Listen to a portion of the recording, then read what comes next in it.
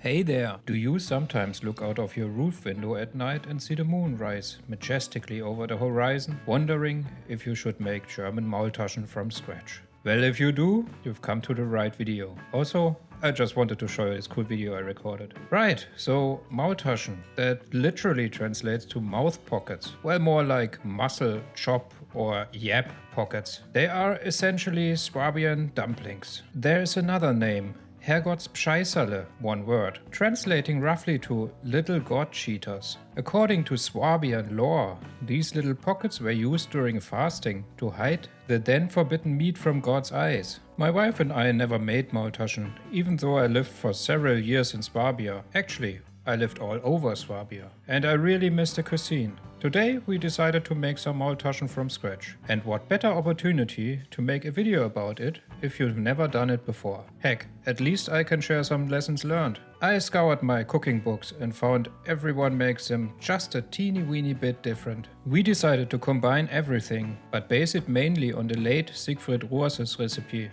who was Swabian as it gets, and has written 20-something books both on Swabia, the people and its cuisine. We'll begin by preparing the pasta dough, since it has to rest for about an hour. It's a regular egg-based pasta dough, with the exception of some added oil. We measured about 300 grams of flour and sifted it into a mixing bowl. Then added 3 eggs, one for every 100 grams of flour, and a tablespoon of olive oil. About half of a teaspoon of salt finishes off this simple recipe. Now it's time to knead. I told my wife I usually do it by hand, and she wanted me to explicitly note in this script that she would usually start by mixing the pasta dough with a hand mixer before going in with bare hands. Since you know the dough starts rather sticky, noted. Once the dough is kneaded well, cover it and let it rest and relax at room temperature for about an hour. Meanwhile, you can run to the store around the corner and get the onions and white bread because you totally forgot those. Okay, welcome back. Now it's time for the other ingredients. I thought buying ground meat was too mainstream and had bought some pork neck. Neck of pork? This thing. It's great because it has a balance of fat and meat. Great for throwing on the grill too, by the way. I cubed the meat and used the smallest grinder plate and got pretty decent looking ground pork. You can of course buy ground meat, half beef or just pork is fine. Next I cut the white bread. Usually you will use day-old rolls here in Germania, but who has that in the rest of the world? Then pour some warm milk over it and let it soak. Now we can finally look at all the ingredients that make up the filling. And as always, if you're playing along, check the description for the exact amounts. A nice bunch of spinach and a bunch of parsley. You can use frozen spinach, that works fine. Our ground meat and the soaking bread pieces. Left to right again. 2 eggs. A beautiful piece of smoked bacon, 2 shallots or onions, nutmeg, salt and pepper. Now let's do our prep work. Everything needs to be cut as fine as possible, so it comes together later. Starting with the shallots, cut them into small cubes, then the bacon. And here I should have cut it even finer, about half of the size that is shown. Or let my wife do it, who has more patience. Speaking of which, if you are using fresh spinach, you'll need to sort it. Cut off the stems, wash it and chop it. So you know, you should really use the frozen one, but we just wanted to give it a try. While my wife is washing the spinach, I quickly chopped some parsley, and this time I did it properly, to the right size. Back to my wife chopping the spinach into fine ribbons. It doesn't have to be super fine, just like that. Over at the stove, a large pan is set to high heat and the bacon is added. You don't want to fry the bacon too long, just let it lose some fat before adding the shallots and fry those until they are glassy. Then add the parsley.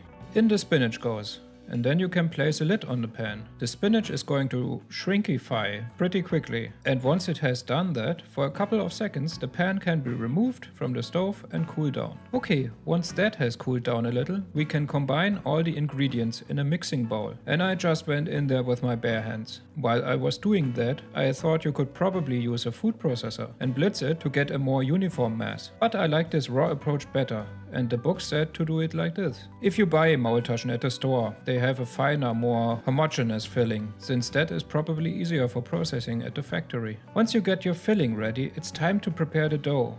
And boy, if you have a pasta machine, use that, because hand rolling that dough isn't much fun. And you need a lot of space. I tried to get it as thin as possible, but realistically I should have reduced the thickness even more. I'd say go for about 2 millimeters. If you can get it to 1, it'll be even better. Now you will either need to cut it into 10 by 15 centimeter rectangles like we did, or you will cut it into longer bands and cut after placing down the filling and folding over. After we cut it into rectangles, we used some egg whites to make sort of a glue border around them. You can apparently also use just water, but we weren't taking any chances that the pockets open while boiling. Next, we placed down a nice blob of filling on the lower half of each rectangle and then folded the pockets closed. Now you might notice that these aren't perfect, and each one is kind of another size, even if we pretended to use a ruler to make the cuts. But I think that's okay and has its own charm. And I'm just talking so much here, so I've got enough time to show the folding process. I mean, I could just shut up and let the music play or something, but I kind of started this whole thing where I try to keep the videos as compact as possible without any downtime. So I'm in a bit of a pickle here. Thank God she's done. Great, now we need to prepare some salt water and set it to medium heat. It shouldn't have a rolling boil, just a bit of a simmer. Once the water is ready, we can gently place the Maultaschen with a skimmer in it. Then they need to cook for about 10 minutes. Don't overcrowd the pot, work in batches. Meanwhile, I prepared the onions, and I just used a large piece of butter in a way too small pan. Added the sliced onions and gave them a fry, stirring occasionally. Once they started to separate and lose some water, I added 2 pinches of sugar, salt, and a bit later a touch of flour. Finally, I gave them a pinch of paprika powder. Next, I had to make just a bit of a stock concoction to add to the Maultaschen. I used some leftover beef stock and added a touch of soy sauce. I know, not very traditional, but I needed to get it to have a bit more oomph, if you know what I mean. I didn't film that since my camera was on the Maultaschen. Boy, what an adventure. But now everything is ready to plate up. I added 2 Maultaschen to the plate, drizzled some of the stock over them and added the onions. I kind of overexposed the image here, sorry. Then, as is tradition, I sprinkled some chopped chives over it, which were young and a bit thin, but tasty. Okay, here is a better exposed shot. I also added cress leaves to make it a bit fancy looking and add just a bit of extra flavor. So while these Maultaschen might not look perfect, they were amazingly tasty. The dough was a bit too thick. So next time I'm going to roll it out even thinner or buy a pasta machine. So I hope you enjoyed this and maybe I'll see you next time if you want to hear another tale.